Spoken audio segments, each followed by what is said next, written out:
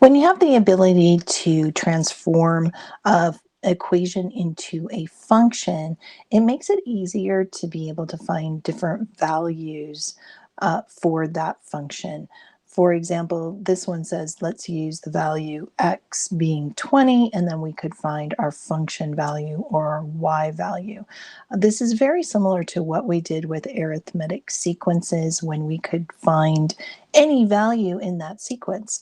Now, I picked the number 20 here, but remember with functions, we can use decimals, fractions, whatever we want to substitute. But for arithmetic sequences, we could only substitute whole counting numbers. Let's begin here by solving for y. So there's our y value. We want to move everything else away from that y.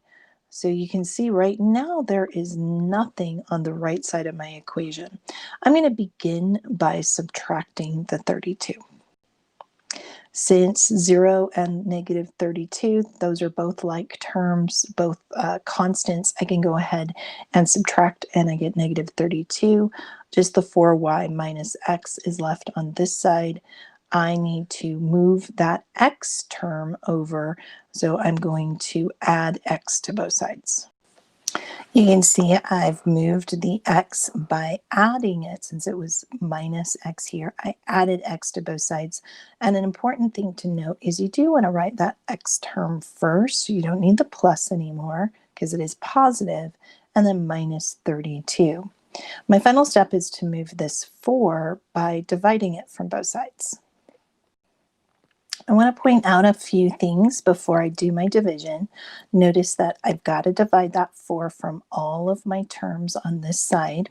And this, sometimes you will get a fraction.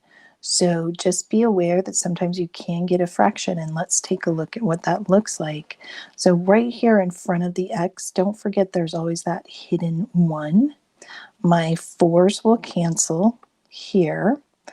I've got y equals, this will be 1/4 x.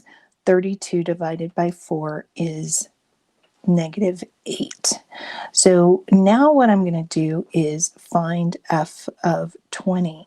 I'm going to replace this y with my function notation. So f of x. And now everywhere that I see an x, I'm going to replace that with the 20.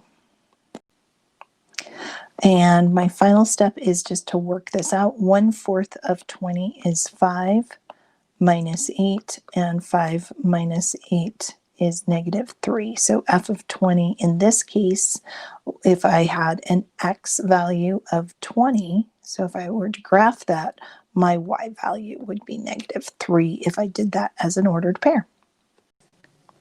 This next example is in standard form. So for those of you who don't really like using standard form, this is a handy method so that you don't have to find those two intercepts. You can just transform your equation into slope-intercept form.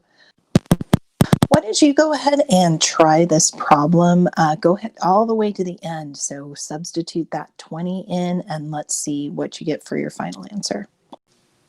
So for the final answer, in example B, I was able to get f of 20 equals 54. So that would give us an ordered pair of 20, 54.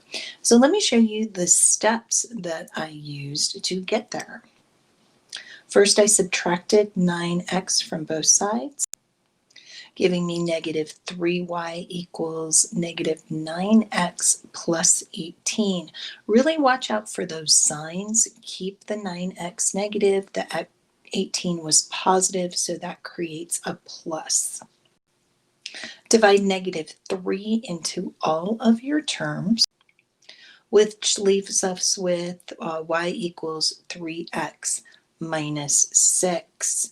And now I'm ready to turn this into a function. F of x equals 3x minus 6. And my final step is going to be to substitute the 20 and simplify. F of 20 equals 3 times 20 minus 6. So I get 60 minus 6, and that leaves me with the 54. So how'd you do? Hopefully wasn't too bad for you. If it is a little tricky, then please make sure to come in during office hours, and I'd love to help you out. So let me know what you thought about this lesson.